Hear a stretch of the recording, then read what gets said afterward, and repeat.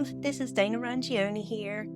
Today I want to talk to you about one of the stories in the Bible. I actually call it a tale of two miracles because it's really two stories or two miracles kind of intertwined with one another.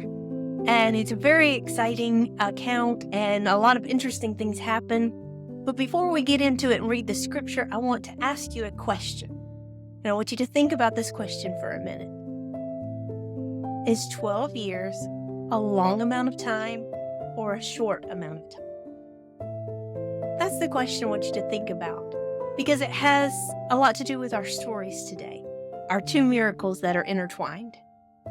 For one character in this story, 12 years is a very, very long time. For another character, 12 years is incredibly short. So, is 12 years long or short? It all depends on your situation. Let's dive into the scripture now, and we'll read through the whole story because you need to get all of the verses because, like I said, this is not one miracle and then another. They are literally intertwined.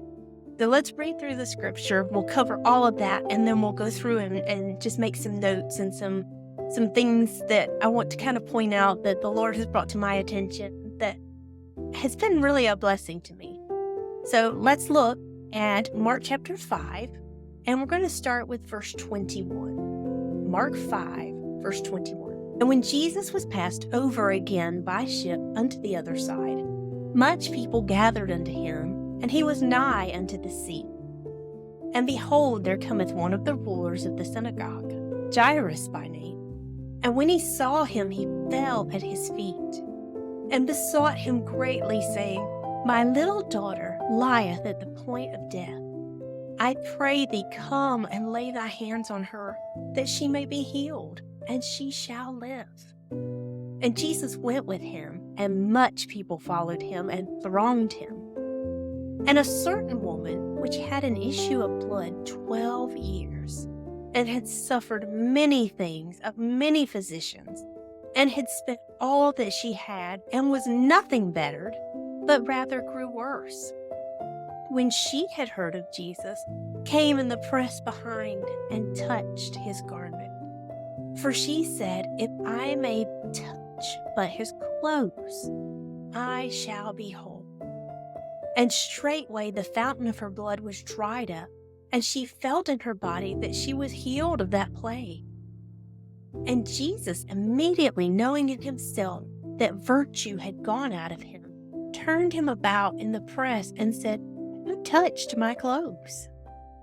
And his disciples said unto him, Thou seest the multitude thronging thee, and sayest thou, Who touched me? And he looked round about to see her that had done this thing. But the woman, fearing and trembling, knowing what was done in her, came and fell down before him and told him all the truth. And he said unto her, Daughter, thy faith hath made thee whole. Go in peace, and be whole of thy plague. While he yet spake, there came from the ruler of the synagogue's house certain which said, Thy daughter is dead. Why troublest thou the master any further? As soon as Jesus heard the word that was spoken, he saith unto the ruler of the synagogue, Be not afraid, only believe. And he suffered no man to follow him, save Peter and James and John, the brother of James.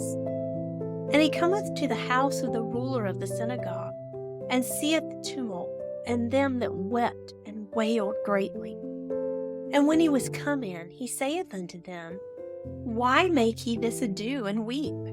The damsel is not dead, but sleepeth. And they laughed him to scorn. But when he had put them all out, he taketh the father and the mother of the damsel, and them that were with him, and entereth in where the damsel was lying. And he took the damsel by the hand, and said unto her, Talitha cumai, which is being interpreted, Damsel, I say unto thee, arise. And straightway the damsel arose, and walked, for she was of the age of 12 years. And they were astonished with a great astonishment.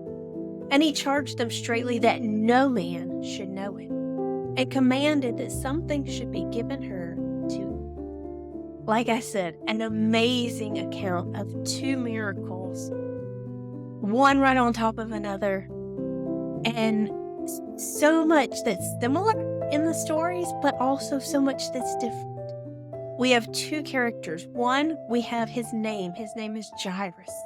And the Bible basically tells us he's important because he's a ruler of the synagogue.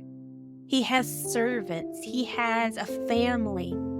He is somebody special, or at least would be considered so in the day and age in which he lived. He came to Jesus seeking healing for his daughter, who was deathly ill. But before Jesus could get to him and his daughter, another character enters. And this woman has no name, or at least we're not given a name. I'm sure she had one, but the Bible doesn't mention her name. And we can tell from her condition, which was an issue of blood.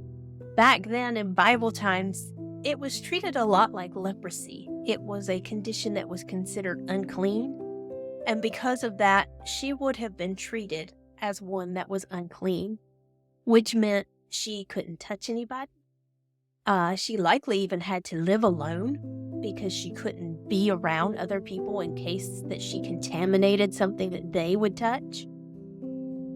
Her life for 12 years had been a nightmare. I can't even imagine the misery this woman has been through. The Bible clearly says she had suffered many things at the hands of many physicians.